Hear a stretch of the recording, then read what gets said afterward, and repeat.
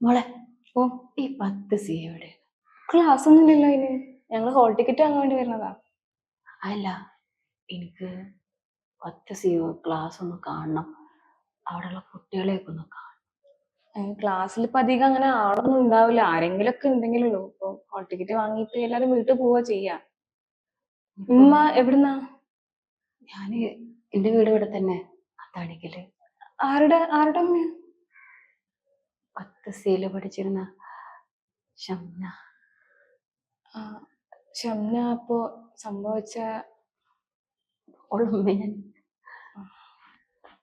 മോൾക്ക് ഒരു കുട്ടീനെ അറിയോ? ആ, അറിയാം. ഞങ്ങള് ബസ്സിലൊക്കെ ഒന്നിച്ചാ. കൂട്ടുകാരാ. എന്റെ അടുത്ത ക്ലാസ്സിലെ ഓള്. ഞാൻ ഡിയിലാണ്. ഞാനേ മോളെ, എന്റെ കുട്ടിക്ക് എന്താ പറ്റി? പോലീസുകാര് എന്തൊക്കെയോ പറഞ്ഞിട്ടുണ്ട്. മക്കത്ത് പഠിപ്പും വിവരൊന്നുമില്ല. എന്റെ കുട്ടി പറഞ്ഞുതരോ? ആരുടെ കൂട്ടുകാരന്ന് ഒന്നും പറഞ്ഞ. പോലീസ് പറയണേല് കുറച്ചൊക്കെ സത്യമുണ്ട്. ഓക്ക് എന്റെ കുട്ടി മയക്കുമരുന്ന് ഉപയോഗിച്ചിരുന്ന? അതങ്ങനെ ഓളായിട്ട് ഉപയോഗിച്ചിരുന്നല്ല. പക്ഷെ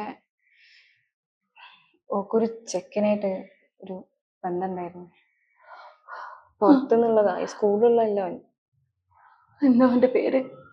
ഷമീൽ എന്നാണെന്തോന്നു. ഇവിടുത്തെ ആരും എന്നോട് പറഞ്ഞില്ലല്ലോ.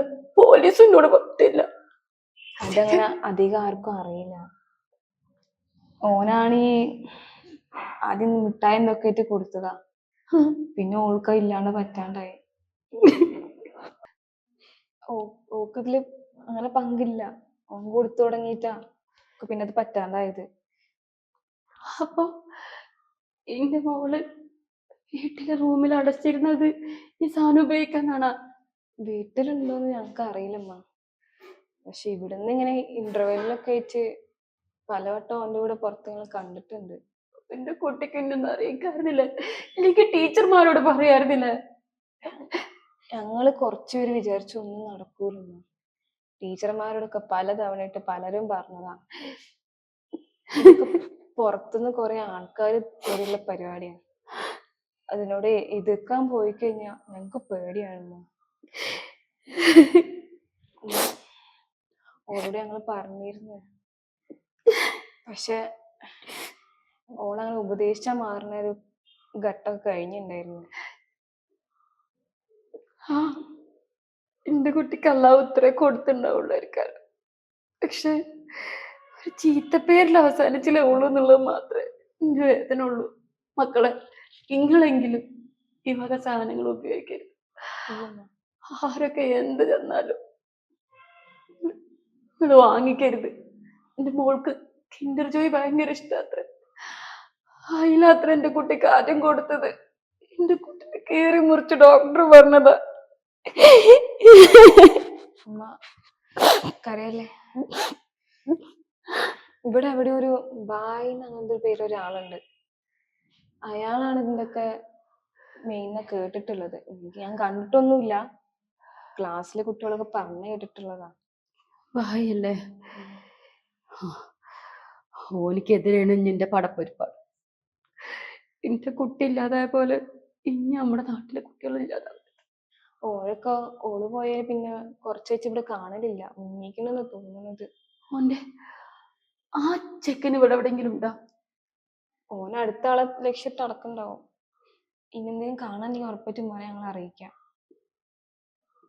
ഇന്ന് മുതൽക്ക് ഞാൻ ഇറങ്ങാണ്. ഉമ്മ ഞാനതൊന്നും പറഞ്ഞു ആരോടും പറയരുത്. മോള് പേടിക്കണ്ട. മോളെ കുറിച്ചുള്ള ഒരു വിവരം ഞാൻ ആരോടും പറയില്ല. പക്ഷെ മോൾക്ക് എല്ലാ കാര്യങ്ങളും പറഞ്ഞു തരണം.